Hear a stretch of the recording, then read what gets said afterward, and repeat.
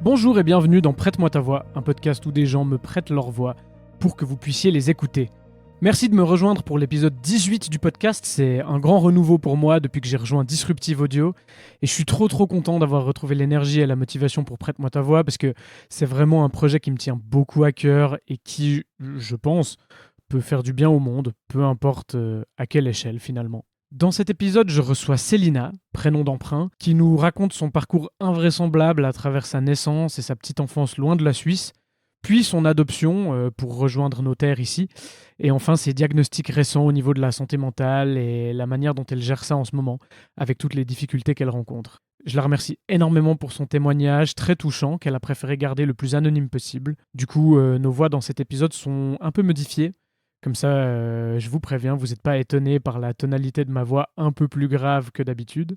Sinon, il faut aussi que je vous prévienne, cet épisode est assez dur. Il fait état de violences que Célina a subies, tant physiques que sociales ou encore psychologiques. Donc si vous êtes particulièrement sensible à ces thématiques, je vous conseille d'écouter cet épisode soit accompagné ou éventuellement d'attendre de vous sentir suffisamment à l'aise pour le faire. Dans tous les cas, comme d'habitude, je vous souhaite une bonne écoute. À tout à l'heure.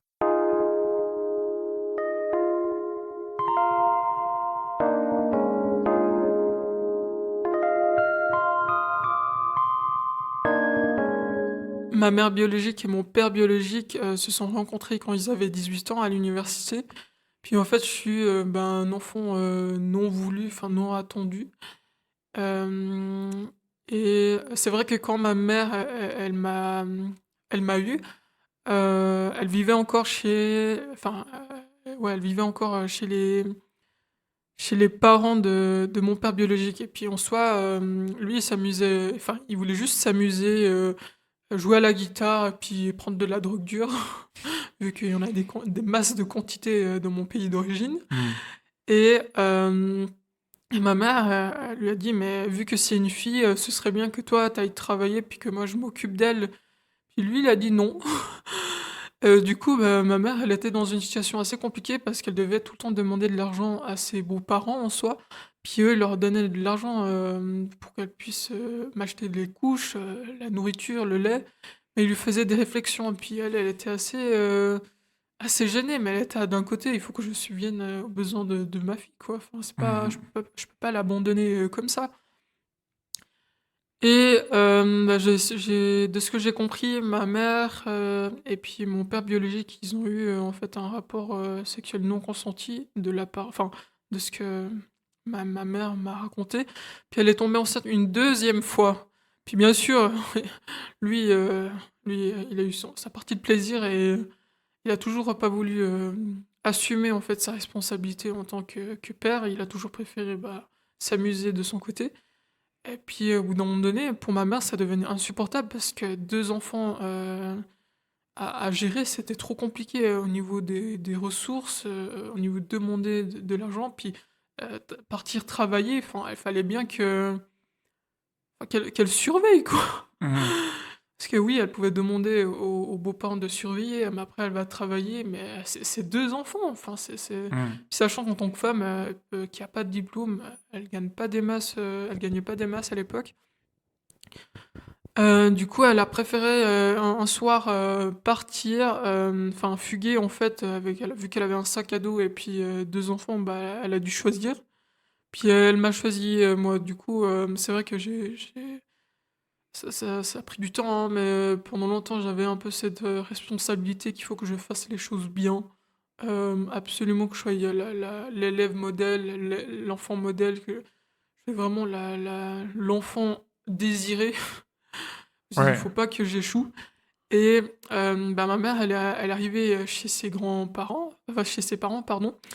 Et du coup, elle a été très mal accueillie. Elle m'avait dit que la femme de mon grand-père, je dis la femme de mon grand-père, parce que pour moi, c'est pas une grand-mère en fait, avec toutes les horreurs qu'elle m'a fait. Elle était très très fâchée que ma mère vienne. Et puis du coup, bah, elle a réussi à s'arranger avec eux de sorte à ce qu'elle, elle travaille à la capitale du pays, et puis qu'elle envoie l'argent, puis qu'ils s'occupent de mon éducation, pardon. Alors, sachant que vu que c'est un pays en voie de développement, pour aller de la capitale au village où j'étais, c'était en bateau, vu que c'est un Hmm. pays où c'est plein d'îles en fait. Il n'y a pas de train, il n'y a pas de bus, il y a rien de tout ça. Donc, au niveau de l'aménagement, enfin, ouais. Les transports publics, c'est très compliqué. Et ce qui faisait que moi, je voyais très rarement ma mère, et je me rappelle que une fois, elle m'avait amené à l'école, et j'ai commencé à pleurer, puis elle m'a dit: «Pourquoi tu pleures?» Puis j'ai dit: «Bah, en fait, je veux être avec toi». Parce que Hmm. moi, en fait, mon quotidien, c'était de me faire maltraiter, verbalement, mais surtout physiquement par la femme de mon grand-père. Typiquement, il y avait justement les coups de ceinture où je suppliais que ce soit du bon côté, pas qu'il y ait le côté où il y a la boucle, parce que ça fait hyper mal avec l'élan. Hmm. Et il y avait aussi le fait que j'avais une tante qui avait un retard mental, qui vivait chez eux, avec eux, et elle avait peut-être 20 ans, quelque chose comme ça, mais en fait, elle avait 5 ans d'âge mental.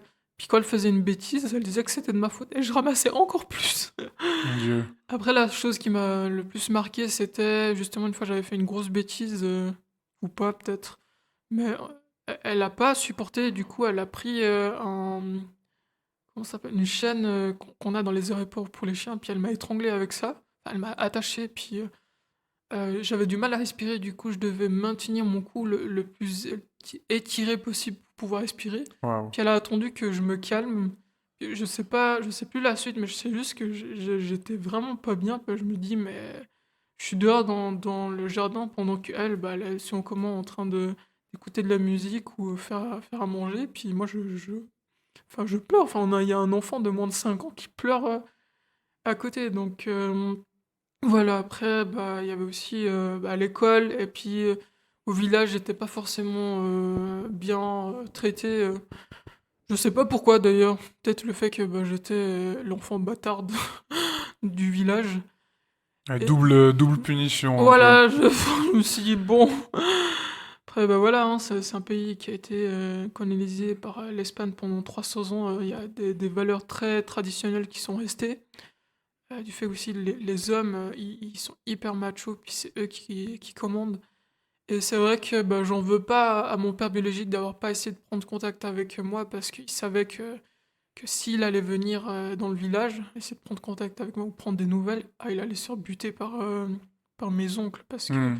c'est pas. Vu que c'est un pays corrompu, puis ça me fait rire parce que mon grand-père, lui, il s'amusait. Ça, c'est d'ailleurs véridique. Dans l'industrie pharmaceutique, pour certains médicaments, il prélève une substance chez les serpents pour pouvoir soulager ou traiter des maladies. Ok. Et puis, bah, en tout cas, quand j'étais petite, mon grand-père, lui, il avait une machette, en fait, et il s'amusait à. Je crois que c'était les Cobras Royales. Il s'amusait à se battre avec eux et puis à les trancher. Ok. C'était son jeu. Voilà, il y a certains, c'était avec les pierres. Bah, mon grand-père, il faisait ça. Puis je pense que si j'aurais été un garçon, il m'aurait appris. Mais vu que j'étais une fille ne peut pas faire ça. Une fille doit faire la Ah, cuisine.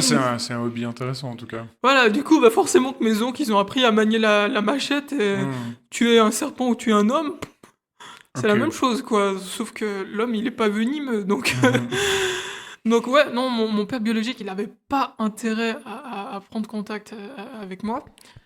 Et puis, finalement, j'ai appris par mes grands-parents que ma mère, elle est en Suisse et puis que j'allais la rejoindre. Et puis j'étais hyper contente. Je me suis dit, ah, enfin, je vais pouvoir être avec elle, parce que j'en ai marre de cet environnement.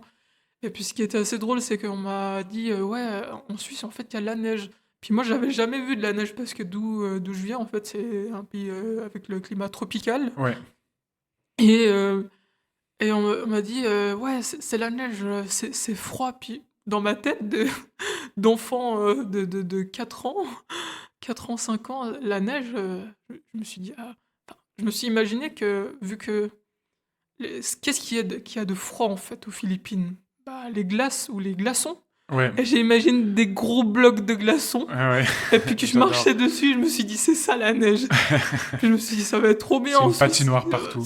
Ouais, ça va être trop cool. Puis dans mon imagination, j'étais en short et puis en petit t-shirt et puis je mangeais une glace et puis je marchais sur la neige comme Ouais. ça. Je me Ok. suis dit, mais en fait, c'est pas ça la neige en Suisse. Et du coup, en plus, j'ai appris que j'avais 2 petites sœurs et j'étais là, what the fuck? Je suis plus la seule enfant. Puis du coup, bah, je sais que mon père actuel, enfin mon père suisse, euh, il a justement, bah, il a un peu acheté mon adoption, pardon, parce que normalement, au niveau de la loi, quand on veut adopter un enfant, ce qui est logique, il faut l'accord des 2 parents, en tout cas Ouais. des 2 tuteurs légaux. Hmm. Et ma mère, elle était de toute façon d'accord parce qu'elle avait déjà mes petites sœurs en Suisse, puis elle voulait pas avoir 2 enfants en Suisse, 2 enfants en Philippines. Si elle pouvait récupérer une pour une meilleure vie, bah, ça aurait été meilleur.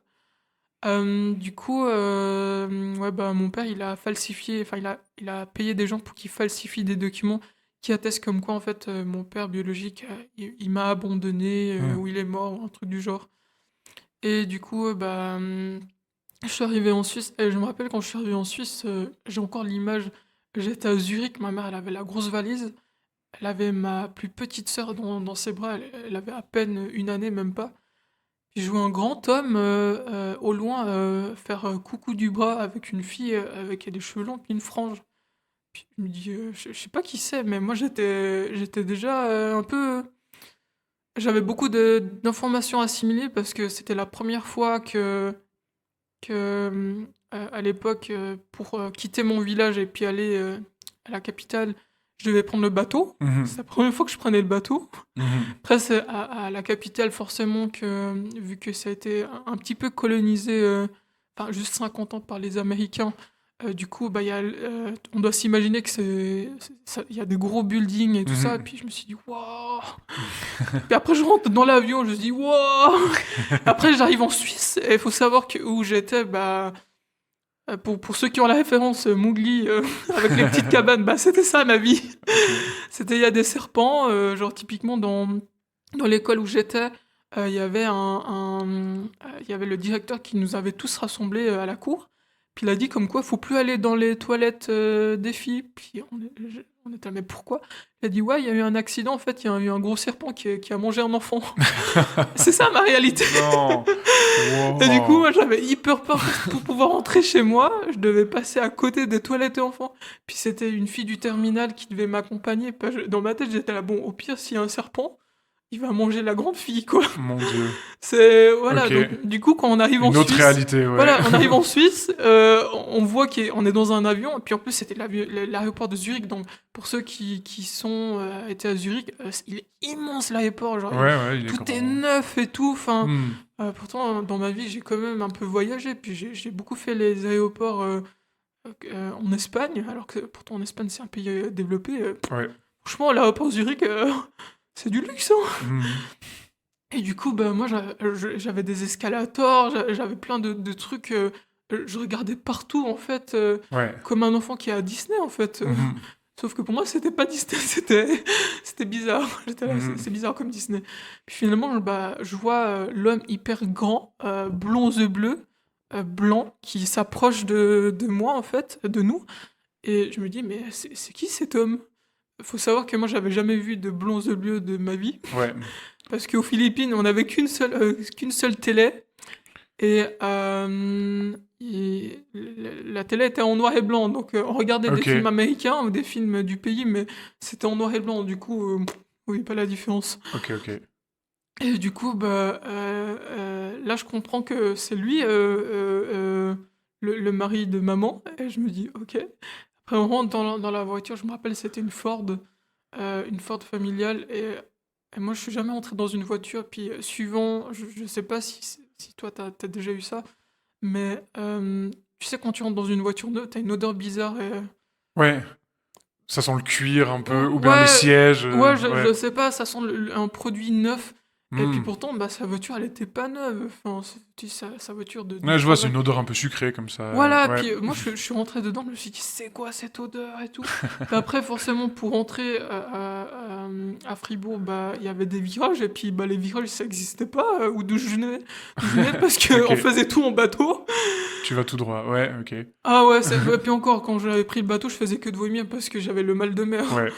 C'est pas le lac Léman, hein, c'est Mhm. vraiment la mer, l'océan. Ouais.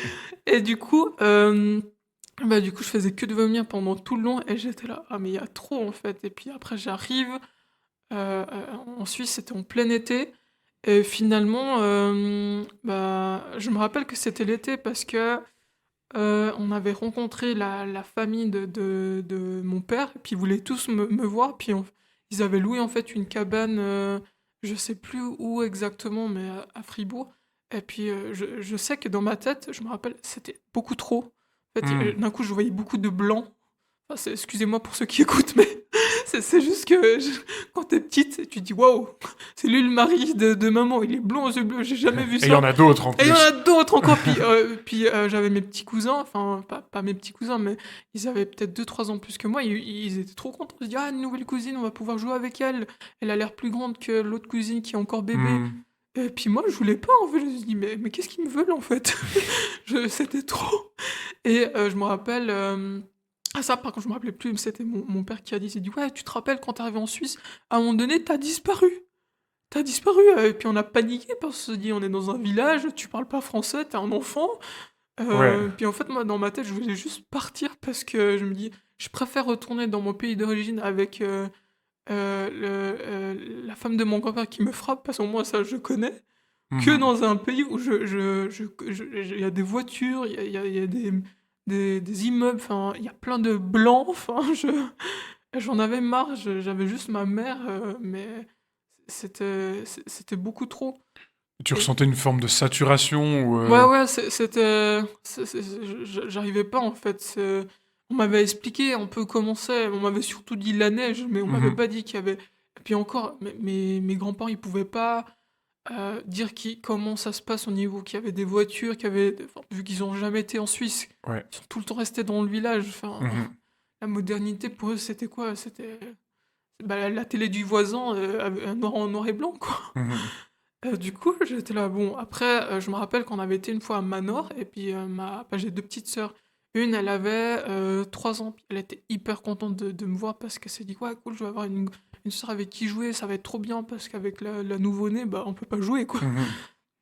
Et je me rappelle, on était à Manor, elle avait montré un jouet, et puis c'était une petite poupée.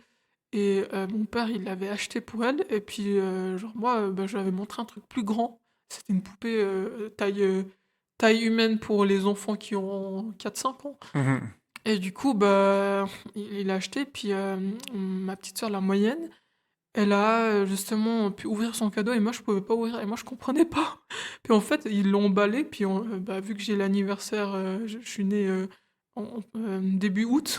Mhm. Donc du coup, je me suis dit, ah, c'est un souvenir que je me rappelle. Je me suis dit, ah, du coup, je suis arrivé, ça devait être peut-être en juin, juillet, en Suisse. Et genre, à peine 2 mois après, à essayer d'assimiler toutes ces nouveautés, je commence l'école enfantine. Ah ouais, ok. Et je me suis dit, waouh! Et je me rappelle ça, c'est drôle, ça je le raconte souvent. Mais quand on était à l'école enfantine, on devait mettre un grand collier hyper coloré pour pouvoir aller aux toilettes. On demandait à la D'accord. dame, enfin la professeure, et moi je voyais les autres élèves demander, ils allaient aux toilettes et ils revenaient. Puis moi je demande d'aller aux toilettes, et puis elle dit ouais, faut mettre le collier. Puis je lui dis mais vous pouvez pas venir avec moi. Elle dit non, non, tu vas mettre le collier, puis tu vas comme une grande. Puis moi dans ma tête, je me dis je suis sûr qu'il y a un serpent. Je suis sûr qu'il y a un serpent. Les autres enfants ils sont revenus, mais peut-être que moi je vais pas revenir. J'avais trop peur. Du coup, ce que j'ai fait. Bon, à l'époque, j'avais honte de raconter ça, mais maintenant, moi, je trouve ça drôle parce que c'est drôle, mignon à la fois. Mhm. En fait, il y avait la cour de récréation, puis il y avait des buissons. Puis moi, j'étais derrière les buissons et j'ai fait pipi. Puis d'un coup, tous les élèves, ils sont sortis, ils ont regardé. Ouais, madame, il y a Célina qui est justement à la cour de récréation. Puis, mais qu'est-ce qu'elle fait? Elle est censée aller aux toilettes. Puis pour moi, c'était ça, les toilettes. Ouais. Parce que je me suis dit, attends, moi je veux pas. Et, je savais pas à l'époque, on a 5 ans et demi, qu'il n'y a pas d'anaconda ou de cobra royal dans les toilettes en Suisse. Ouais, non, normal. Mais dans mon pays, Ah, moi je wow. voulais pas prendre le risque. Je me suis dit, ah, mais j'ai pas envie de me faire bouffer, hein. Mon grand-père m'a pas appris avec la machette à tuer, donc. Donc, ouais, ça c'était un peu les débuts, et puis c'est vrai qu'il y avait beaucoup de choses à assimiler. Ah, puis là, manque de bol pour moi, vu que je souffrais de malnutrition, j'avais les dents bourrées de caries, j'étais hyper maigre au niveau de la taille, je me rappelais plus, mais j'avais noté sur mon carnet de souvenirs de l'école enfantine combien je mesurais. Et puis en fait, bah, je pesais 20 kilos. Genre, Mhm. un enfant une enfant de quoi? 5 ans, c'est pas grand. Donc quand tu pèses 20 kilos, je Ouais. me rappelle, ça m'avait marqué. Je me suis dit, ah, mais je faisais c'est comment on dit, le sachet de, ouais, le sachet de riz qu'on achète dans les Asia Shop, en Ouais. fait. Les riz de 20 kilos, en fait, c'était mon poids. Ok. Puis vraiment, quand ça, j'étais là, waouh. Et du coup, forcément que bah, quand j'étais là à l'école enfantine, bah, les autres enfants m'aimaient pas, se foutaient de ma gueule. J'avais pas compris à l'époque. Mais en fait, plus tard, bah, j'ai recroisé il y a pas longtemps une fille avec qui j'ai fait l'école enfantine. Mhm. Elle m'a dit, ouais, on était vraiment méchante avec toi, Célina, à l'école. Et puis je dis, ouais, j'avoue. Puis il dit, ouais, mais en fait, on avait peur de toi. Je dis, pourquoi? Mais vu que t'avais les dents noires, puis que t'étais hyper mec, t'avais peu de cheveux, tu ressemblais aux sorcières de Walt Disney. Je me suis dit, Walt Disney, ouais. Ah, waouh. Et du coup, bah, je peux pas l'en vouloir, mais c'est vrai que petite, moi, ça m'a fait beaucoup de mal parce que j'avais du mal à m'intégrer. Je parlais pas la langue, du coup, physiquement, je faisais peur. Et il y avait aussi le fait que cette, il y avait aussi le fait que je parle pas la langue, et vu que mon père à l'époque, bah, il venait de créer son entreprise, il travaillait toute la journée. Enfin, il faisait un travail manuel, et puis le soir, en fait, il faisait l'administratif. Mhm. Parce que bah, il fallait bien nourrir la famille de 3 enfants, puis sa femme, quoi. Ouais. Puis vu que ma mère, elle vient d'un pays du tiers-monde, déjà qu'en Suisse c'est compliqué quand t'as un CFC de trouver un travail, mais en plus, si Ouais. tu viens du tiers-monde et tu parles pas le français, il fallait bien que quelqu'un s'occupe des enfants. Bah, mon père, il a eu quand même ces pressions-là de devoir subvenir à ses besoins. Mhm. Et sachant que lui, il a une très grosse fierté, du sens que pour le 5 pièces et demi où on vivait, il a dû demander de l'aide de son propre père pour qu'il se Mhm. porte garant. Puis je me rappelle qu'il nous avait avoué que en fait, il payait le loyer pour le mois actuel, mais pour le mois suivant, il savait pas s'il était capable de le payer. Mhm. Puis vu qu'il a une grosse fierté, il voulait surtout pas qu'il ait l'aide de son père, parce que pour lui, un homme, ça doit se débrouiller jusqu'au bout. C'est vraiment. En fait, j'ai switché d'une mentalité et d'une culture traditionnelle catho pour une mentalité traditionnelle catho européenne. Ouais, moi j'allais dire, enfin, c'est marrant, c'est pas si différent que ça Voilà, finalement. après, c'est vrai que d'où je venais, c'était beaucoup plus à l'extrême, hein. Franchement, c'était beaucoup plus poussé, je trouvais. Ouais. Là, bah, là, il y a le. Ouais, c'est Fribourg, puis vu que mon père, il est fils de paysan, puis que un de mes ancêtres, il est d'origine italienne, bah, forcément. Ouais. Voilà, quoi. Donc, ouais, pour mon père, c'était très compliqué. Et puis, bah, vu que ma mère, elle avait à l'époque, quoi, peut-être début la vingtaine, 3 enfants, elle parlait à peine le français. Euh, euh, Elle avait pas la possibilité de m'apprendre le français. Donc, moi, de mes 5 ans jusqu'à mes 8-9 ans, j'ai galéré à apprendre le français parce qu'aucun enfant voulait jouer avec moi. Donc forcément, pour apprendre le Oh, français, waouh. c'est Il t'apprenait toute seule juste bah, en écoutant et en en... écoutant, et puis aussi j'essayais de suivre les cours, mais ce qui est compliqué, c'est que bah, c'est pas t'avais pas un prof pour toi. On était quoi, 15-20 enfants, elles pouvaient pas, les professeurs pouvaient pas se focaliser pour toi. Alors, Mhm. je me rappelle, j'avais eu beaucoup de chance. En première, deuxième école primaire, j'avais euh, deux profs qui avaient le même prénom d'ailleurs. C'était deux Marie. Mhm. Une, elle était, je l'ai revue en fait quelques années après. Elle m'a avoué que c'était sa première année en tant que professeur. Mhm. Puis que bah, j'ai été étonné qu'elle se rappelait de moi parce que bah, maintenant elle doit avoir une quarantaine d'années, puis elle est encore professeure. Donc Mhm. elle a beaucoup d'élèves et elle m'a dit bah non, en fait, que je l'avais marqué, qu'elle avait directement senti que j'étais intelligente et puis que que j'avais ce côté sauvage mais intelligente. Mhm. Et ouais, donc elle essayait du mieux qu'elle pouvait. Après, bah, malheureusement, j'ai dû changer de prof en troisième, quatrième année parce que c'est 2 ans en tout cas à l'époque où j'ai fait l'école. Et là, j'avais des profs beaucoup moins compréhensibles en fait. Mhm. Du coup, elles ont fait venir mon père et puis elles ont estimé que j'avais pas ma place dans une école publique classique, que je devais Mhm. aller dans une école pour handicapés parce qu'ils pensaient que j'avais un retard mental. Parce que tu comprenais pas la langue. Voilà, mais c'est pas, j'avais pas l'environnement, les ressources pour, c'est ça le Ouais. truc. C'est que là, s'ils parlent de grammaire et tout ça, puis moi, j'arrive déjà même pas à parler et expliquer ce que j'ai fait pendant la journée, et c'est un peu compliqué. Et puis mon père, il a Mhm. très mal pris. Il a dit, écoutez, ma fille, elle est intelligente. C'est pas vous qui allez me dire comment éduquer ma fille. Donc pour t'expliquer le caractère de mon père, Mhm. il l'a très mal pris. Il a dit, Célina, elle va déjà apprendre le français. Puis je me rappelle que bah j'avais plus de droit aux jouets. Genre pour les anniversaires Noël, je recevais comment on dit, des livres, et puis je devais apprendre à lire. Et puis moi j'étais là, mais c'est nul quoi. Mais ça, Génial, merci. Ouais. mais ça, je reçois des jouets, genre des Barbie, Playmobil, Lego, et moi je reçois des livres. Et je me rappelle une fois, là mon père il a clairement pas la pédagogie, la technique, mais une fois c'était un livre en fait, euh, c'était beaucoup bleu en fait, parce que c'était l'histoire d'un marin qui racontait en fait un bateau qui s'éloignait. Et mon père, il est venu dans ma chambre et il m'a dit: «Voilà, là, tu vas lire et tout». Heu, et puis moi, vu que j'avais peur parce que quand il s'énerve, en fait, il a une voix hyper, imposante vu Mhm. qu'il a un domaine de travail où, bah, il y a que des hommes et puis que selon lui, si, il parle pas de manière, attention aux oreilles, ça va être sensible. Et mon père dit: «Si je parle pas, à mes ouvriers comme des chiens, il faut que je fasse la même chose à mes filles, personne va me prendre au sérieux». Oh, Heu, waouh. du Ouais. coup du coup, On sent le complexe quand même un petit peu, le mmh, truc... pff, il parle très cru, en fait, Ouais. c'est pour ça aussi d'ailleurs que je pense que je parle sans filtre. Je parle Hmm. pas aussi cru que lui. Mais ouais, du coup, il disait, il avait insisté pour que je lise le livre et moi j'arrivais pas, bah, j'avais peur et puis je comprenais pas. Moi, c'était genre des symboles. Mhm. J'étais là: «Mais j'arrive pas, c'est pas ça va pas, quoi».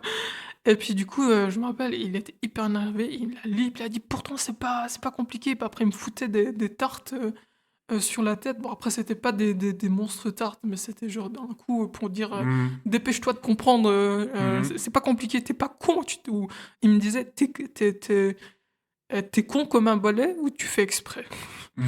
Je sais pas si c'est un accent fribourgeois, enfin un terme fribourgeois, mais Sûrement. et j'étais là, mais puis du coup je pleurais, puis il dit: «Je reviens dans 15 minutes, si t'as toujours pas lu, je vais m'énerver, tu vas voir ce qui se passe». Et du coup j'étais trop traumatisé. Et puis, bah, j'ai fait des cours, spéciaux en été pour apprendre le français, mais bon, c'est des trucs qui ont servi à rien parce Mhm. que, bah, c'est comme les cours d'allemand, hein, les cours, les verbes irréguliers, on voit on voit où ça nous a menés. Le Ouais. dégoût pour l'allemand, voilà le résultat. Mais du coup, j'ai eu beaucoup de chance parce que finalement en quatrième primaire, j'ai rencontré en fait, une Française qui avait aussi pas beaucoup d'amis parce que c'était une bonne élève et puis les autres ils disaient ah, t'es une faux cul, t'es une lèche-cul. Mhm. Puis du coup, bah, on est devenus amis, puis bah, je passais beaucoup de temps avec elle au niveau bah, des congés, les week-ends. Et elle me corrigeait, puis d'un coup, elle a réalisé qu'elle me corrigeait, puis elle me demandait si c'était OK pour qu'elle me corrige. Puis je dis non, non, corrige-moi. Puis vu que bah, c'était la meilleure de la classe, une Française, puis que sa propre mère la corrigeait, donc du coup, mon français, il a Mhm. augmenté, il s'est amélioré en moins de deux. Donc, ouais, donc c'est finalement, ça prouve que j'avais pas besoin d'avoir d'avoir d'école spécialisée pour handicapés, que j'avais pas de retard mental, c'est juste j'avais pas les bonnes méthodes adaptées pour moi. Et puis t'avais besoin de lien social, du coup, Bah c'est un ça, peu. parce que ma mère, bah, elle a ses deux enfants, une c'est nouveau-né, une autre elle a 3 ans de moins que moi, elle a Mhm. pas encore commencé l'école, c'est pas eux qui vont m'apprendre le français quoi. Ah, c'est fou, enfin, quelque part, c'est joli comme histoire, le fait que dès que t'as eu une amie, Ah ouais, quelqu'un de franchement, proche, là, ça non, a en fait... ouais. Non, ouais, je l'ai hmm, recroisé il y a pas longtemps, puis je l'ai remercié, je lui ai dit franchement, Lauriane, enfin, d'ailleurs, Lauriane, si t'écoutes, big up à toi. Mais non, franchement, Big up à Lauriane. elle m'a beaucoup aidé sans elle, je pense que j'aurais encore galéré, et puis bah en soi, après j'ai pu faire des études, d'ailleurs, quand j'étais à l'école, enfin, au cycle d'orientation, pardon, là, je vais jeter des fleurs à mon père, parce que quand j'avais les réunions de parents, en fait, les profs, ils faisaient que dire comme quoi j'étais une bonne élève et tout. Puis il y avait même un, il avait dit, je me rappelle Monsieur Crozat, un prof de mathématiques, il disait si tous les élèves étaient comme votre fille, l'école ce serait un paradis. Mot pour mot. Et du coup, dans ma tête, j'étais là, bah, j'ai pas le choix, parce que d'un côté, l'éducation que j'ai reçue, c'était justement, mon père, c'était l'homme de la maison. Genre, typiquement, quand on avait une table à- allongée, en fait, et puis lui, Mhm. il était tout le temps au bout de la table. Puis Mhm. même, genre, quand j'étais adolescent, je me rappelle, on avait une table rectangulaire. Pour rigoler avec mes sœurs, des fois, on disait, ah, on va s'asseoir là. Puis, père s'énervait, il disait, eh, ça, c'est la table du chef de famille, La place du pousse-toi chef, voilà, ouais. pousse-toi de là. Et puis aussi, bah, c'était un peu compliqué parce que bah, au niveau de l'éducation, en fait, on n'a pas eu de violence physique quand on était petite. C'est beaucoup verbal, en tout cas, moi, je l'ai ressenti comme ça parce que justement, bah, j'ai malheureusement assisté, là encore pour ma mère, je me dis, elle a pas eu une vie facile. Elle a quitté un environnement toxique en Asie pour retrouver un environnement toxique en Suisse. Du sens qu'ils s'engueulaient souvent et puis ils arrivaient des fois aux mains. Et vu Mhm. que bah, on était des enfants disciplinés puis qu'on écoutait l'autorité, bah, surtout mon père, je me rappelle une fois, ils étaient en train de se taper dessus, littéralement. Et on s'était réfugiés dans nos chambres et puis genre nous à l'époque on habitait au 8e étage. Et puis moi j'en pouvais plus d'entendre les cris. Bah, je me suis dit je sais pas qui c'est qui va peut-être mourir, tu vois. Puis je me Mhm. rappelle qu'à l'époque, juste en dessous, au 7e étage, j'avais un camarade de classe qui vivait. Puis bon, j'avais un peu trop halluciné, peut-être. Mais je me suis dit, ah, peut-être dans les dessins animés, on voit les prisonniers sortir avec des draps. Puis je voulais faire la même chose, parce que j'en pouvais plus d'entendre. Après, je me suis dit, attends, mais si tu tombes, tu vas te faire engueuler encore par les parents. Et puis en plus, si t'arrives chez ton ami, tu veux faire quoi? Tu peux pas dire. Enfin, tu peux pas dire comme quoi tes parents se tapent dessus, quoi. Puis surtout, Mhm. on avait appris à l'école comme quoi, bah, s'il y a des violences conjugales ou infantiles, il faut dénoncer. Alors, je comprends qu'on veut protéger au niveau des enfants, mais le souci, c'est que, bah, moi, quand j'étais petite, à un moment donné, bah, j'ai surpris, enfin, on a vu, en fait, ma mère plein de sang avec des bleus, avec un couteau de boucher, menacer mon père parce que, bah, ils étaient en fight, quoi. Et une autre fois, je me rappelle, on faisait du camping et puis, en fait, mes parents, ils se disputaient, je savais pas pourquoi exactement et finalement, mon père, il m'a dit: «Viens ici» et je suis venu, je suis rentré, enfin, j'étais vers eux et puis, ma mère, en fait, elle a dit un truc qui a énervé mon père, c'était: «Ouais, c'est ma fille». Mhm. Et lui, il a pété un câble et il a dit: «Tu te fous de ma gueule, c'est aussi ma fille et tout». Puis il a commencé à frapper, à frapper. Puis il faut savoir que mon père fait quand même plus d'1 m 80 et ma mère, elle fait 1 m 56. Mhm.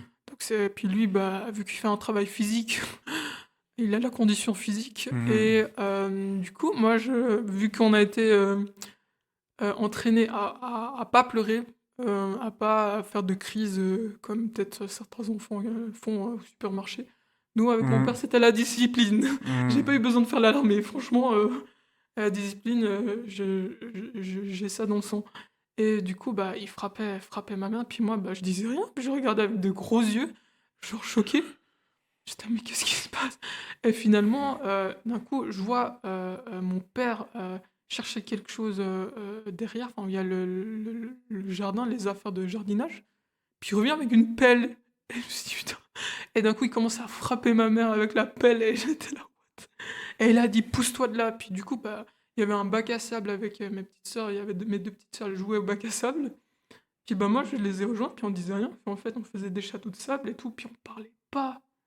Parce qu'on s'est dit, Waouh. bah, vu qu'on était éduqués, enfin, éduqués à être disciplinés, puis à pas pleurer, en fait. Et puis, bah, en fait, c'était horrible parce que moi, je me rappelais que avec mes sœurs, en fait, on n'avait pas. Avec mes sœurs, on n'avait pas d'émotion, en fait. On était en mode repos. On était là, ouais, on va faire des châteaux de sable. Et puis, on jouait, puis on se parlait pas, mais on regardait que les châteaux de sable. Et puis, moi, enfin, on entendait les cris de ma mère, et puis les insultes de mon Mhm. père, et j'étais là, enfin, c'était assez compliqué. Et je me rappelle il y a qu'une fois, je pense que pour ma mère, c'était trop, en fait, la violence conjugale. Elle s'est dit, vas-y, je revis à nouveau ça. Mhm. C'est pas possible que ce soit répétitif. Et je devais avoir 9 10 ans, peut-être. Je me rappelle, elle m'a dit, ouais, viens, Célina, on va descendre les poubelles. Je me suis dit, ah, elle veut m'apprendre, en fait, vu que je suis l'aînée, à descendre les poubelles pour que Mhm. j'apprenne, justement, pour que je l'allège au niveau de tâches ménagères. Puis on descend les poubelles, puis elle me montre où c'est. Enfin, je savais déjà où c'est parce qu'à côté, des fois, je jouais avec les enfants du quartier pour faire cache-cache ou Ouais. s'attraper. Et d'un coup, on se retrouve à la gare de Fribourg. Elle va dans le bureau de change, prend le train, et d'un coup, je me retrouve dans une nouvelle gare, mais ça parle pas français. Mhm. Et d'un coup, je me retrouve en fait chez ma cousine et chez ma tante. C'était où ça? Ça, Enfin, loin d'ici, ouais, c'était en Allemagne, en en fait, au sud de Allemagne. l'Allemagne. Mais d'un coup, Ok. moi, je comprenais rien parce qu'elle m'avait pas expliqué. Je pense dans sa tête qu'elle a voulu refaire Ouais, le même scénario. voulait fuir, quoi, Voilà, ouais. le même scénario qu'elle l'a fait en Asie. Et du coup, je me suis dit, mais. Du coup, je devais dormir. Il y avait aussi mon oncle, lui, c'était un Allemand. Euh, elle parlait en fait elle parlait pas en français, ma mère, vu que elle parlait le langage du pays, en fait, Mhm. pas l'allemand, mais le langage du pays d'Asie d'où je viens. Et moi, je comprenais pas. Puis du coup, je pense que je suis restée peut-être une semaine comme ça. Puis j'ai dû dormir dans la chambre de ma cousine. Et puis je me rappelle qu'elle avait un réveil qui tournait. Puis Mhm. j'entendais. Puis j'en pouvais plus. Et je me suis dit, mais je crois que je voulais demander à ma mère quand est-ce qu'on rentre à la maison, en fait. Mhm. Mais je pense qu'inconsciemment, il y avait une partie de mon enfant qui savait qu'elle en pouvait plus des violences. Ouais. Et finalement, je me rappelle que mon père, il est venu nous chercher en voiture. Puis moi, j'étais derrière. Puis mon père, il était hyper fatigué. Et c'était vraiment tard le soir. Et ma mère, elle était silencieuse dans la voiture. Puis mon père, il a dit, ouais, faut plus que tu fasses ça. Je sais qu'on a des problèmes de couple. Mais là, ce que t'as fait, c'est un kidnapping d'enfant. Si j'aurais appelé la police, il y aurait eu un problème. Et du coup, bah, je suis retourné à la maison. Puis bah, ma petite sœur, d'un coup, on partageait la chambre et puis elle avait mis une déco sur la porte. Puis bah, quand on a 9 10 ans, moi, entre guillemets, je commandais, enfin j'avais le dessus avec ma petite sœur. Mhm. Et du coup, je lui ai dit, ouais, pourquoi t'as mis cette déco? Pourquoi t'as changé de déco? Puis elle m'a dit, ouais, mais vu que je savais pas quand est-ce que t'allais revenir, je me suis dit, je vais mettre cette déco. Et puis ouais, donc il y a eu plein de trucs comme ça. Puis au niveau de la violence verbale, mon père vis-à-vis de ma mère, il lui disait, de toute façon, sans moi, t'es rien et tout. Parce qu'en fait, il faut savoir quand elle est arrivée en Suisse, elle avait un gros problème de santé qui a fait qu'elle a dû aller aux urgences et puis que Mhm. pendant un certain temps, en fait, elle devait vivre à l'hôpital. Et puis quand mon père voulait la rendre visite avec ma petite sœur, il devait mettre une monstre combinaison en fait à la Corona, quoi. Ouais. Et du coup, moi j'étais là. Quand on lui dit ouais bah sans moi tu serais rien, tu serais déjà morte et tout. Puis elle disait bah ouais je vais appeler la police et tout. Puis il dit mais de toute façon il y a personne qui va te croire. Et vu que bah, mon père ça fait depuis plusieurs générations qu'il est à Fribourg, Hmm. mon père il connaît personne forcément que ça peut faire peur quoi. Donc ouais je sais que j'avais un peu en tout cas pour moi cette responsabilité de savoir est-ce que j'en parle à mes professeurs de ce qui se passe à la maison ou je dis rien. Mais d'un côté, j'avais une copine qui était au foyer, qui a balancé les violences qu'elle subissait. Mhm. Et puis, quasiment tous les enfants disaient ah, trop la honte et tout, c'est une fille du foyer, elle a pas de parents, trop la. Hmm. Puis moi, je me suis dit, moi, c'était la honte parce que je ressemblais à rien, puis je parlais pas français. Maintenant que j'ai une vie normale, j'ai pas envie qu'on me refoute une étiquette. Et surtout, je savais pas si mes petites sœurs approuvaient ma décision. Enfin, Mhm. donc j'ai préféré grandir. Puis le jour de quand mon père a annoncé, enfin nos parents plutôt ont annoncé qu'ils allaient se divorcer, honnêtement c'était un soulagement pour moi. Ouais, Je me suis dit tu m'étonnes. enfin, enfin j'ai plus à me soucier si quelqu'un va mourir sous mes yeux. Je me suis dit ah franchement soulagement après bah ouais, donc après, bah, c'est finalement mon père qui a réussi à avoir la garde. Mais après, on voyait de temps à autre notre mère. Et puis, ce qui a été très compliqué à un moment donné, c'était quand j'avais, je dirais, 19 ans. Bah, faut savoir que mon père, il est quand même colérique, c'est un sang chaud. Et puis, enfin, mon oncle, il dit qu'il est maladroit. Moi, je trouve qu'il parle comme de la merde, littéralement.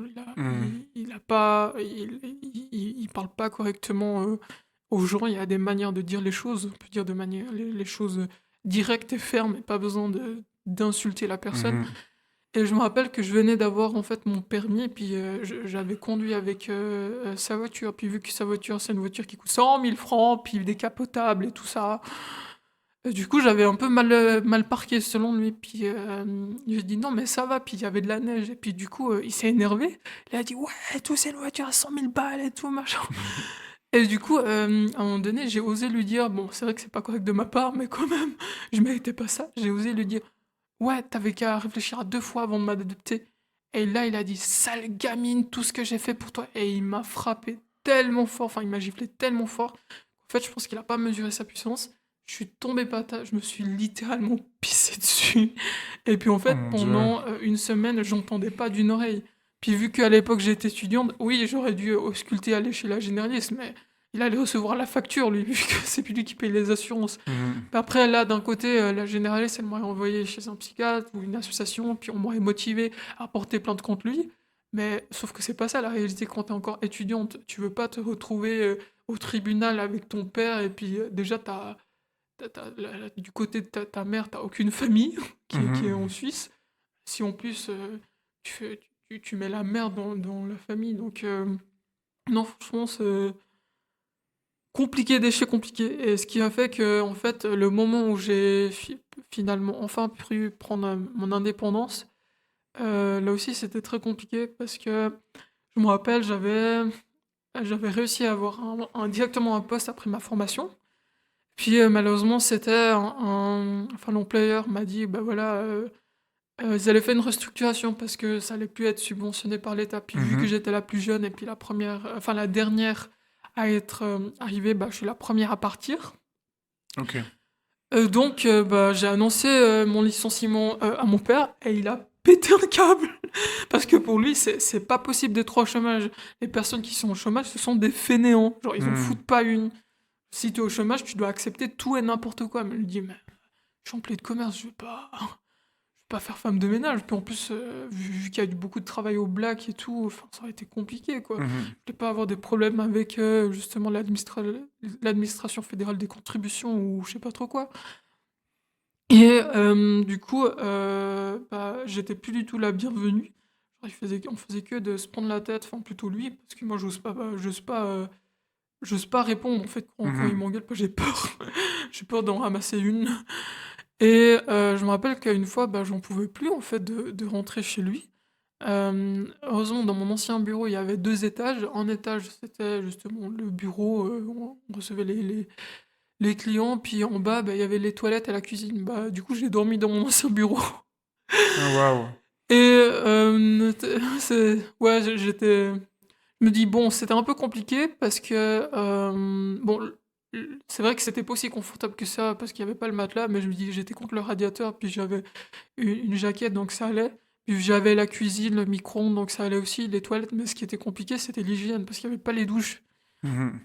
Et en fait, on parlait en ami, j'en avais parlé, à une amie de ma situation, puis, bah, elle en a parlé à sa mère et du coup, bah, ils m'ont hébergé. Et Mhm. finalement, vu que ça faisait, allez, plus d'une semaine que je suis pas rentré à la maison, mon père, il m'appelle et il me dit: «Tu où?» Et du coup, je lui dis: «Bah, je suis chez une amie». Il dit: «Ouais, dis-moi où tu Puis moi, j'avais pas envie qu'il vienne et qu'il fasse un scandale, vu que c'est quand même un quartier résidentiel. Puis je voulais pas faire subir ça à mon ami. Enfin, c'était déjà Mhm. hyper généreux qu'il m'accueille sans demander de loyer, quoi que ce soit. Parce que vu qu'à l'époque, j'allais me retrouver au chômage, quoi. Ouais. Et du coup, avec, mon père, il a insisté. Il a dit: «Écoute, soit tu me dis où t'es et tu reviens à la maison, soit tu me dis pas où tu Par contre, toutes tes affaires dans ta chambre, je les fous à la benne à ordures. Et puis je veux plus que tu contactes toute la famille». Et je me suis dit: «Bah, on me pose un ultimatum comme ça, bah, je reviens à la maison». Mhm. Et je suis revenu à la maison et puis il m'a fait comprendre qu'il faut que je dégage. Et puis je me suis dit: «Mais ce gars, il est bipolaire ou il a l'Alzheimer ou je comprends pas sa logique». Il me Mhm. dit de revenir pour m'acheter. Et puis, bah, ça a duré longtemps comme ça et enfin longtemps, allez, peut-être 2 semaines comme ça, puis, heureusement, je pense que je devais avoir un ange gardien, mais pendant 9 mois, en fait, j'enchaînais les missions temporaires.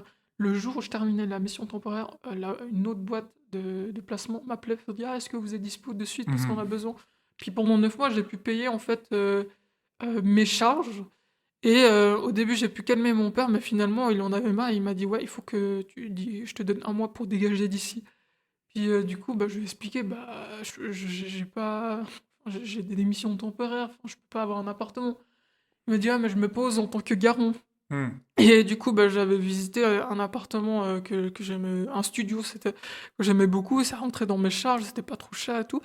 Puis je remplis les papiers, puis je viens vers lui, je lui dis: «Ouais, voilà, j'ai trouvé un appartement, puis il fait: «Ouais, c'est bien». Puis je fais: «Ouais, il me manque plus qu'un garant». Puis il m'a dit: «Mais tu cru que j'allais me proposer en tant que garant?» Et j'étais là: «Mais je peux plus de ce gars». Et du coup, bah, c'était en avril que finalement j'ai cherché, bah, la seule solution, c'est la colocation. Et bah, vu que c'est pas la période où les étudiants finissent le semestre, il y avait pas masse Mhm. d'offres et j'ai visité un appartement et manque de bol, fallait que ce soit l'appartement où là où il y a eu toutes les violences conjugales, où j'ai grandi en fait, c'est vraiment exactement le même appartement, genre le même étage. Je voyais encore les traces de de de peinture et finalement, bah, j'ai fait l'entretien puis Ah, c'est fou. j'avais pas de bol, hein, Ah, vraiment. c'est bizarre la vie des fois quand Oh oui, même. là franchement, et typiquement, genre, j'avais quand même montré mon intérêt pour entrer dans cette, colocation parce qu'en fait, j'avais pas le choix, mais je trouvais ça un peu bizarre, mais je me suis dit: «Bon», voilà, puis finalement, ils m'ont pas pris, puis heureusement. Puis, par contre, j'ai été prise dans une autre colocation et là, c'était hyper chaud parce que justement, vu que pendant 9 mois, j'enchaînais les missions temporaires, je savais pas comment j'allais payer le loyer du mois suivant. Mhm. Donc après, bah, j'ai quitté cette colocation au bout d'une année parce que franchement, ça m'a cassé les pieds. J'étais plus là par urgence. Je voulais pas vivre en colocation. Ouais. En plus, ça a mal terminé parce que j'ai envoyé une réquisition de poursuite via mes anciens colocataires. Ok. Donc voilà. Et quand j'ai eu mon premier appartement, là, la maladie s'est déclarée. En fait, j'ai commencé à avoir des épisodes où j'avais du mal à sortir du lit. Pas par flemme, mais c'est juste que j'arrivais vraiment pas. Genre, bah, c'est les phases dépressives en fait où j'ai, selon ce que les médecins m'ont dit, où justement, bah, je réponds pas aux messages, que ce soit à mes amis proches, à mon employeur. Il y a aussi le fait que je me nourris plus, je vais plus aux toilettes, l'appartement c'est dans un désastre et tout. Enfin, Mhm. je me laisse vraiment aller. Et puis après, il y a des phases où j'ai beaucoup trop d'énergie. Si j'arrive à dormir 4 heures, c'est déjà incroyable parce que j'ai du mal à m'endormir. Je peux faire 10 000 pas par jour, 3 heures de sport à haute intensité, faire des formations continues de ouf. Je suis genre hyper heureuse, mais aussi d'un côté, je peux vite m'énerver. Mhm. Et j'ai eu un premier suivi avec un psychiatre, et lui, il m'avait diagnostiqué stress post-traumatique. Et là, après, j'ai eu changé de psy parce que c'est pas évident de trouver la bonne personne. Et là, bah, je suis Mhm. tombée sur une personne, je pense, qui est bien pour moi en tout cas, parce que enfin, moi, il faut qu'il y ait une personne qui me cadre en fait, parce qu'une personne qui est trop gentille, bah, je vais avoir le lead et puis c'est moi qui va prendre toutes les décisions. Ok. Même le diagnostic médical, je vais le mettre en Mhm. doute. Donc j'ai pas du tout de connaissances, hein, mais Mhm.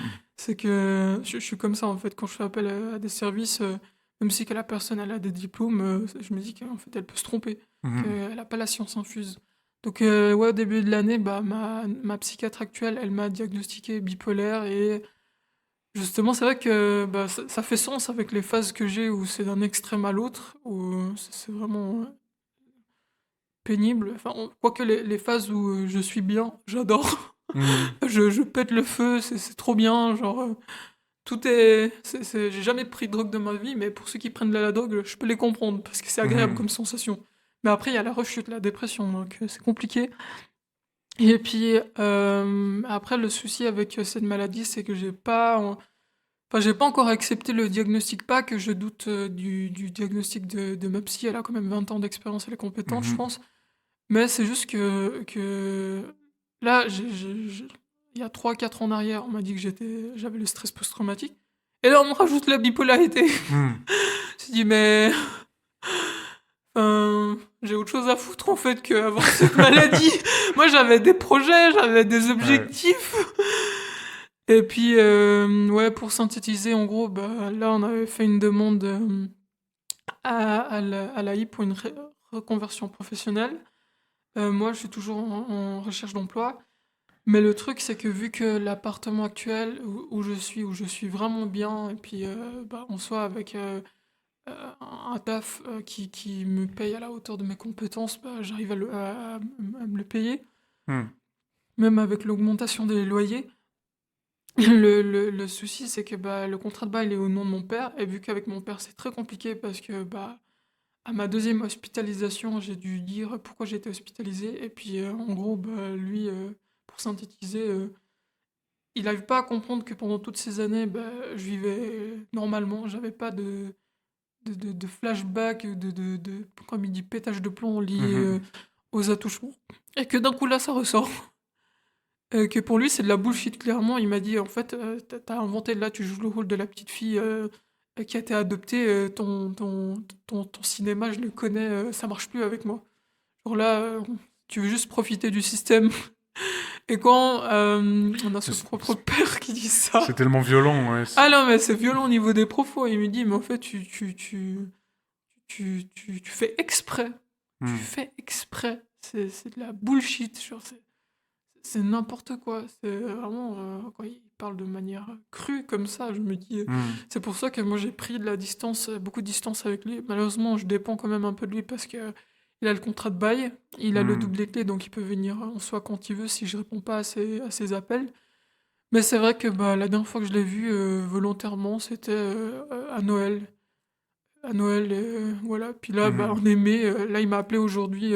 Il voulait avoir des nouvelles parce que je suis pas été au fête d'anniversaire, à son anniversaire. Je réponds pas aux messages. Pourtant, bah, j'ai vu comment c'était à Noël, quoi. À Noël, j'étais hyper tendu. Je suis arrivé à 5 heures comme ça. Tout le monde rigolait, passait un bon moment. Moi, j'étais pas bien parce que je savais qu'il pouvait me faire des réflexions pas bienveillantes. Et puis, Mhm. mon but, c'était pas de pleurer devant tout le monde parce que bah, dans mon éducation, pleurer, c'est juste pour les faibles. Quand on Mhm. était petite, qui nous engueulait pour une bêtise, si on pleurait, alors qu'ils nous engueulaient hyper fort, si on pleurait, il disait attends, pleure encore une fois, je t'en fous une, tu vas savoir pourquoi tu pleures.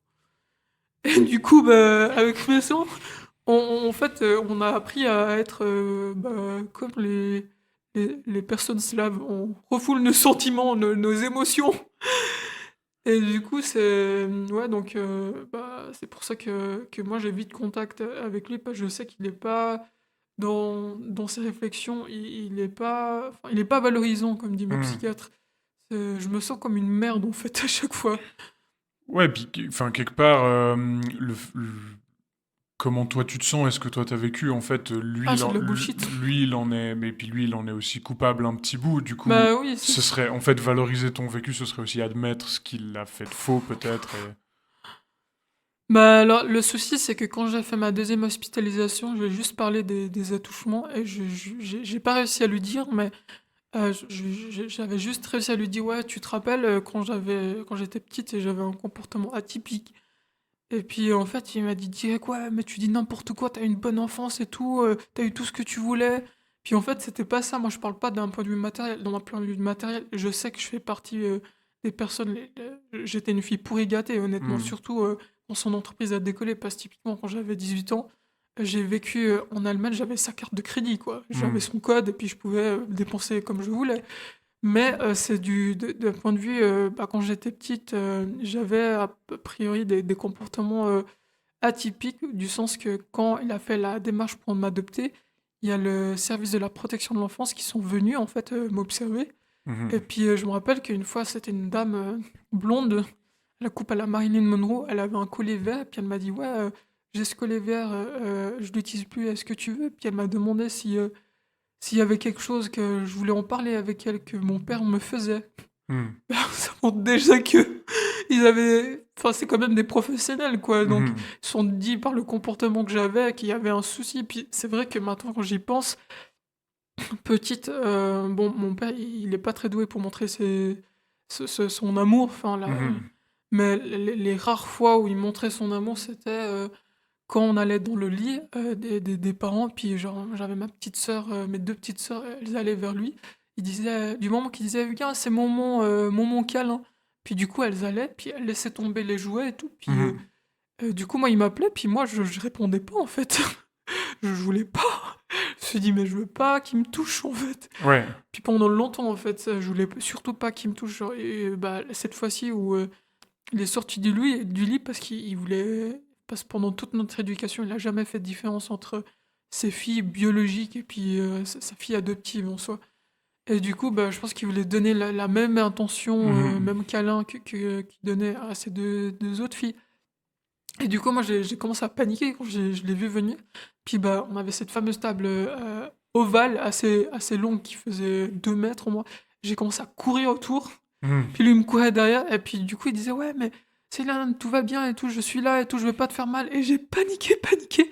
Et puis, je me suis rendu compte que, bah, vu que lui, il fait quand même 1 m 8 ans de passé, et moi, je courais, mais lui, il marchait, tu vois. Mhm. Et du coup, je me suis affalé par terre et j'ai pleuré, puis il Mhm. m'a dit non, mais tout va bien et tout. Puis je me rappelle qu'à l'époque, bah, il m'en avait parlé à ma mère, et puis ma mère, elle m'avait engueulé parce qu'elle m'a dit pourquoi t'as commencé à pleurer alors qu'il voulait rien te faire de mal. Et il y avait plein de comportements comme ça, en fait, que du moment qui me touchait, je pétais un câble. Ma Ouais. mère, c'était bon. Les Mhm. profs, c'était bon, parce que c'était des femmes.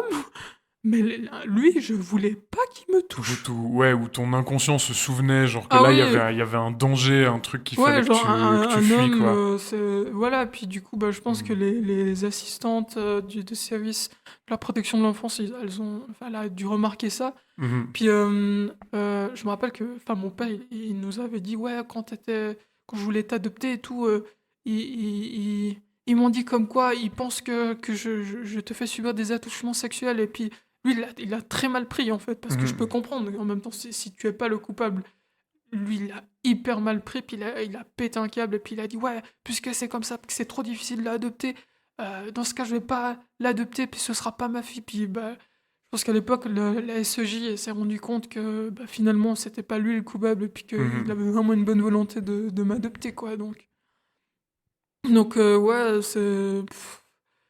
Ouais, maintenant, c'est juste compliqué avec lui. J'ai pas de contact, j'évite le contact, mais je réponds quand même à ses Hmm. messages.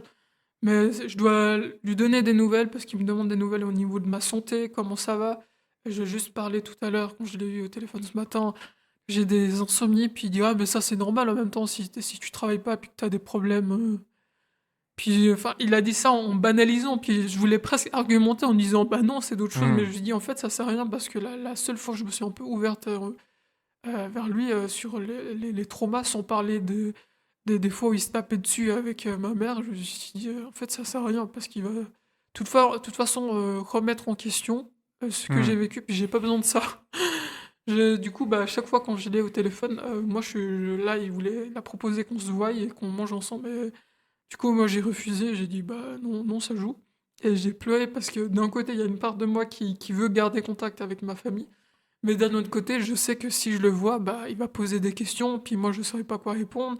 Puis si je réponds pas, après il s'énerve, et puis après si je donne des informations personnelles, il dit: «Ouais, mais c'est de la bullshit et tout, c'est que dans ta tête, c'est toi qui inventes et tout, c'est parce que t'as pas envie de travailler». Je me dit: «Non, mais j'ai autre chose à foutre que être actuellement au chômage, dépendre de l'aide sociale et attendre l'AI». Ouais. Franchement, de base, je voulais faire plein de trucs, des formations, des compétitions dans le sport que je fais, mettre de l'argent de côté, faire des investissements, enfin, faire des trucs plus intéressants parce que franchement, j'ai pas plaisir à déballer ma life, avec mon infirmier à domicile ou ma psychiatre. Hmm. Ça demande OK, c'est remboursé par la LAMAL, mais j'ai 300 de francs 700 de code phare pour avoir les 1000 balles par année à chaque fois. Hmm. Enfin, c'est avec 1000 francs, on peut faire tellement autre chose. Enfin, je veux dire, C'est sûr. c'est voilà. Mais enfin, moi quand j'écoute ton histoire, je trouve déjà incroyable que tu sois assise en face de moi et que tu sois encore en vie. Tu vois, enfin, c'est la. J'arrive pas à imaginer la force dont tu as eu besoin pour traverser la violence enfin, de la femme de ton grand-père, la violence entre tes parents, et puis encore, enfin, peut-être que, je sais pas si c'est le mot que tu utiliserais, mais moi je ressens beaucoup, dans ce que tu dis, je ressens beaucoup de violence aussi dans comment c'est maintenant avec ton père, en fait. Ouais, c'est vrai. C'est plus la violence verbale. Ouais, ou Mais c'est psychologique, ou ouais. psychologiquement, franchement, il me fait comprendre que je suis une sous-merde, hein. C'est Et c'est dur surtout. moi j'ai envie de te demander, en écoutant ça, c'est quoi qui quotidiennement, c'est quoi qui fait que t'avances en fait, puis que tu continues? C'est quoi les trucs que tu mobilises? C'est quoi les choses qui te font du bien et... Alors, actuellement, puis en fait, la chose qui m'a fait chaque fois ressortir de la dépression petit à petit, parce que les dépressions, j'en compte même plus le nombre de fois que j'en ai fait. La police qui a débarqué chez moi 2 fois, les hospitalisations, c'est compliqué. Je dirais que les plaisirs de la vie qui comptent pour moi, c'est. Bah, moi, je fais de la pole dance actuellement. La pole dance, ça fait 9 ans que j'ai pratiqué, que j'ai commencé le sport et j'en fais actuellement 7h30 par semaine. Et là, actuellement, il y a le fait aussi que j'ai un copain quand même bienveillant, puis qui a le sang-froid et qui est très respectueux. Hmm. Et puis qui a en fait qui a un bon pas aussi pas aussi violent que le mien, mais lui aussi c'était un enfant non voulu, puis il a été à moitié adopté, puis enfin, le copain de sa mère l'a jamais calculé en fait. Hmm. Donc il y a pas mal de choses que lui en fait il comprend de ce que j'ai vécu, et puis qu'il a même réussi à mettre des mots en fait dessus. Hmm. Genre, typiquement, quand les personnes montrent de l'intérêt pour moi ou montrent qui tiennent à moi, à un moment donné, on discutait de ça, puis il m'a dit: «Ouais, tu sais, moi, j'ai toujours eu ce sentiment, même quand les personnes montraient leur amour. Je me suis dit, en fait, ils sont pas sincères quand ils m'aiment». Puis je me suis dit, en fait, c'est exactement ce que je Hmm. ressentais pendant de longues années. C'est pour ça que je voulais absolument être, bah, quand j'étais à l'école, la première de la classe, quand j'ai fait le séjour linguistique, la meilleure élève, la meilleure en tout. Puis enfin, c'est bien d'avoir ce côté perfectionniste, mais c'est chiant honnêtement parce que tu Hmm. te fais que de dévaloriser. Alors, typiquement, quand je m'entraîne à la pole dance, vu que je suis une des plus avancées à force de venir 7h30 par semaine, hein, mais je faisais un combo à la pole dance et puis en fait, je m'étais loupé. J'ai fait une figure autre, enfin la figure A au lieu de la figure B.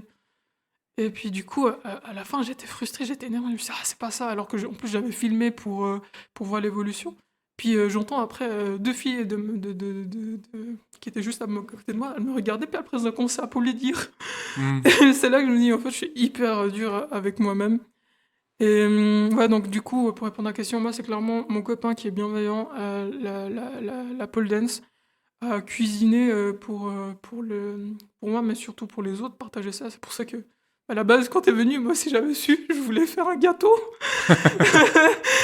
Et les chats, parce que bon, parce qu'en règle générale, les animaux, peu importe que si tu sois en obésité, que t'aies une maladie, que t'aies à l'aide sociale ou pas, ils t'aiment comme t'es, en fait. Hmm. C'est juste ces choses-là. Et puis là, bah, c'est un peu difficile pour moi parce que bah, j'étais dans une phase insomniaque et puis j'étais pas d'accord avec ma psy puis mon infirmier. Puis j'ai dû me retenir d'envoyer chier ma psy. Mais en fait, ma situation actuelle, c'est je suis à l'aide sociale, au chômage à 50%, vu qu'on a demandé une réinsertion à l'AI à 50%. Mhm. On peut pas chercher à 100% du chômage parce que du coup, ils vont dire que c'est incohérent. Parce que c'est Euh, l'AI qui doit payer les autres 50%. alors non, en fait, Ouais.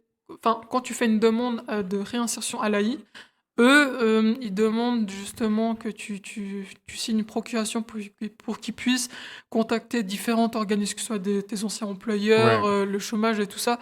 Puis c'est vrai que c'est pas cohérent que tu fais une demande de 50% de réinsertion à l'AI, puis tu cherches à côté du 100% au chômage. Hmm, Mais ouais. d'un côté, moi, je fais ça pour payer avoir 100% de mes indemnités, ce qui est... Ouais.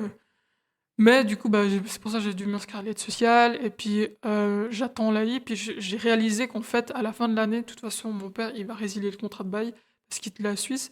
Puis moi, j'aimerais bien reprendre le contrat de bail à un moment. Mhm. Mais vu que le loyer, il est à 1379, faut que je touche minimum 4000 de net. Mhm.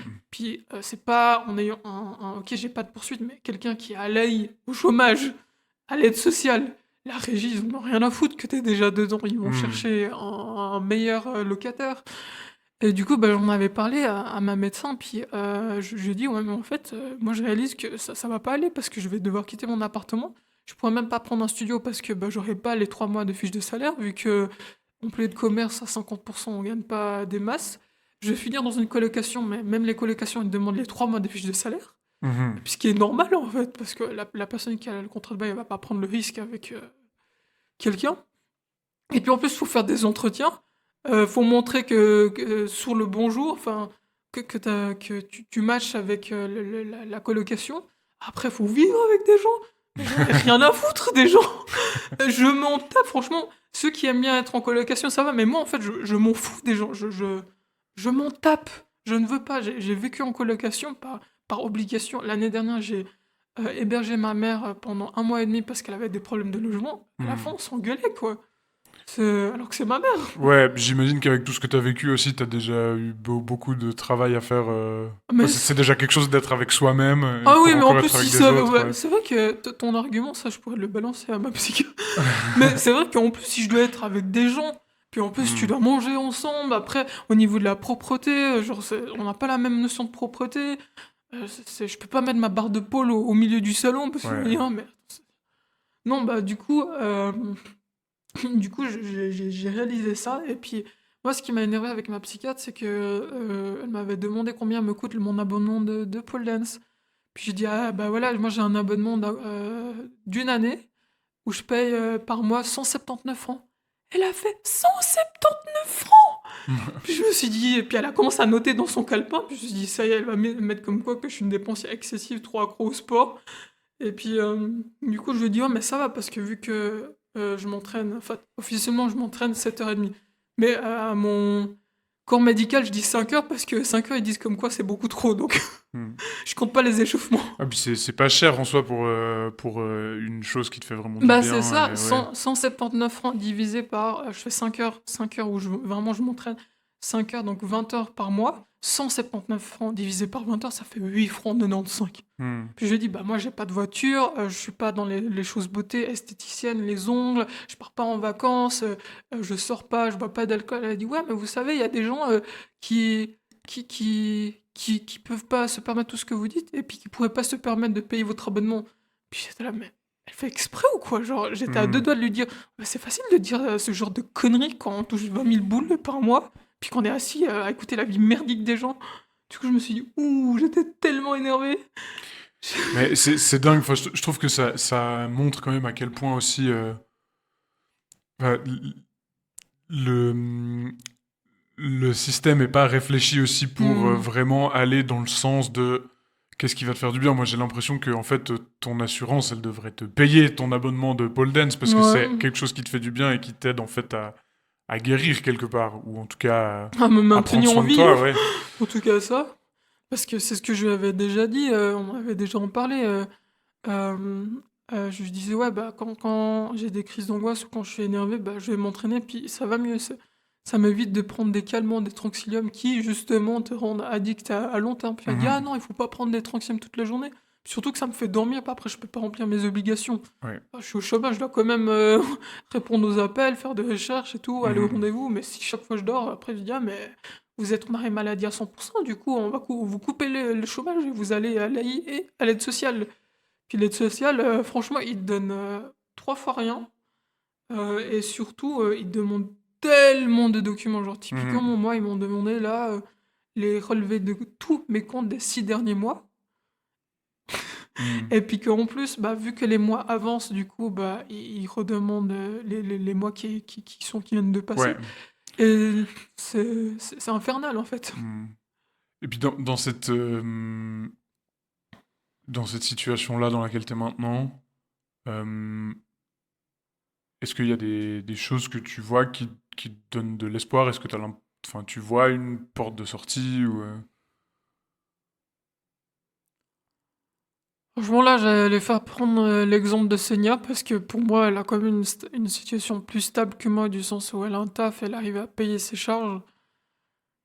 Mais après, vu que c'est une après-midi proche à moi, bah, je sais à quel point elle galère, du coup. Non, en fait, c'est plus une amie, une autre, c'est ma grande sœur de cœur, en fait. Elle a aussi malheureusement été violée quand elle était enfant. Et puis, en fait, tout ce que je lui raconte, elle est déjà passée par là. Et puis, bah, je vois maintenant, elle a quoi? Elle a 48 ans. Non, pas 48, 38 ans. Oh là là, si elle m'écoute. Excuse-moi, ma queen. Désolée, c'est faute de calcul. J'ai cru que j'avais 38 ans. Parce qu'en fait, elle a plus 10. 10 ans de plus? Ouais. Voilà, du coup, je suis désolé. Mais bah, elle, vraiment, elle est là où j'aimerais être parce qu'elle a un poste safe, mais elle est respectée dans sa boîte, parce que c'est une grosse boîte. Il faut savoir qu'en plus que c'est une latina, du coup, bah, avec moi, enfin en tout cas, moi je l'ai toujours connue dans le cadre du sport, puis aussi je l'invite en tant qu'amie, elle est hyper à l'écoute et puis souriante, tout ça. Mais quand elle m'a dit que au niveau du travail, elle est craint, qu'il y a les gens qui ont peur d'elle, je me suis dit comment ça se fait pourtant t'es latina, t'as ce côté chaleureux, je me suis dit ah non, non, non, moi c'est pour filtrer les abrutis comme ça. Parce que, bah voilà, elle a son indépendance financière, elle fait ses formations, bah c'est celle qui veut devenir psy finalement. Et quand je vois que bah, elle a réussi qu'elle arrive à vivre avec ses traumas, elle a plus d'insomnie aussi, parce qu'elle était insomniaque depuis ses 14 ans. Franchement, elle, le fait qu'elle me dise que tout ce que je traverse actuellement, elle l'a déjà vécu, puis je vois où elle est, ça me fait espérer. Ça me fait espérer. Vraiment, elle, c'est un peu, je dirais pas ma goal, parce que c'est peut-être un peu fort, mais c'est un peu ma modèle, quoi. Parce Ouais. que d'ici un jour, je peux être comme elle. Oh, plus de médicaments, plus de suivi, des sommeils normaux, puis plus être en arrêt maladie régulièrement. Ah, ce serait top. Mais puis c'est super parce que c'est important en fait d'avoir Mhm. des modèles auxquels tu peux t'identifier. Ah Puis j'ai oui, l'impression que dans la santé mentale, c'est difficile parce que c'est tellement... pas visible en Ouais, c'est fait. pas visible. Et puis les parcours, en fait, j'ai l'impression que des gens qui ont réussi à s'en sortir auraient plutôt tendance à cacher maintenant, ça. la parole se libère autour de Ouais. ces trucs, mais pendant longtemps, quand même, des personnes d'autres générations, aussi plus âgées Oh. que notre génération, à toi et moi, bah, qui sont passées par là, soit ils l'ont mis sous le tapis, Ah soit ouais, c'est on en voilà, parle c'est pas pas des assez. choses dont on parle. Ouais. Et le fait d'avoir trouvé un modèle, quelqu'un à qui tu peux t'identifier, puis à qui tu peux parler, Mhm. c'est, je trouve ça beau de t'entendre dire Mhm. ça. Non, franchement, j'avais déjà dit.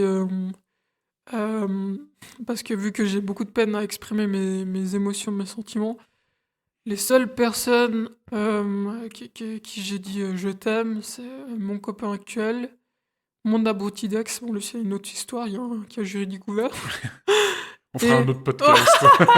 voilà.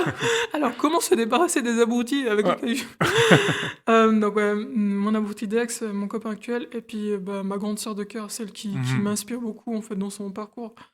Donc, ouais, donc franchement, j'avais déjà écrit à un moment donné une lettre pour lui remercier, pour lui dire ce que je ressentais, parce que je savais que j'allais pas réussir en face. Mhm. Puis même quand j'ai écrit, bah, j'ai commencé à pleurer de joie. Mhm.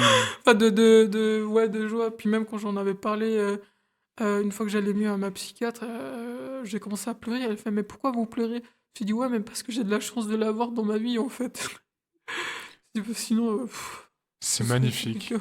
C'est magnifique, ça me donne envie de terminer là-dessus, si ça va pour toi, Oui, bien parce sûr. que je trouve ça beau. Voilà, sur une Et, note positive. exact. De Et l'espoir. je vais quand même te poser la question que je pose à tout le monde à Mhm. la fin des podcasts, vu qu'on est sur des notes positives. En ce moment-là, dans ta vie, c'est quoi qui te fait sourire? Ah, vu que c'est le printemps, il fait meilleur, du coup, bah, je croise des chats. Et ça me fait beaucoup de bien. Genre, quand j'ai un chat qui accepte de me donner de l'attention, je me sens honoré. C'est pas toujours gagné, hein. Ah ouais, non. Bah, d'habitude, j'ai un sachet de croquettes avec moi. C'est pour. Trop chou, j'adore. Mon copain, il dit, mais t'abuses. Je dis, non, mais moi, je veux leur amour. Il y a ça. Et mes entraînements de pôle, vu que là, c'est la bonne saison, parce que justement, c'est pas en été où on fait que glisser, parce que à cause de la canicule, et en hiver où il fait trop froid, et du coup, on risque de glisser. Là, Hmm. c'est parfait pour. C'est vraiment. Ouais, c'est des choses. Trop bien. Le printemps, c'est un peu le symbole de la vie qui revient Ah comme oui, ça. et c'est moi, c'est ma saison préférée, c'est la renaissance pour moi. Trop bien. Ok. Célina, merci beaucoup. Merci à toi.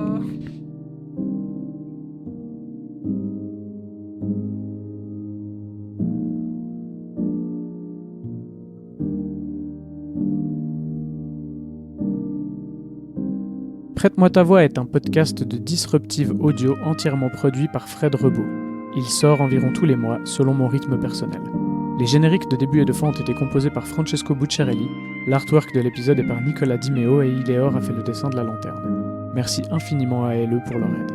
Si vous souhaitez témoigner dans le podcast ou me contacter, vous pouvez le faire via ma page Instagram @prête-moi-ta-voix.podcast ou via le formulaire de contact du site www.disruptive.audio. Je vous remercie du fond du cœur d'avoir écouté cet épisode. Prenez soin de vous, prenez soin des autres, et à bientôt.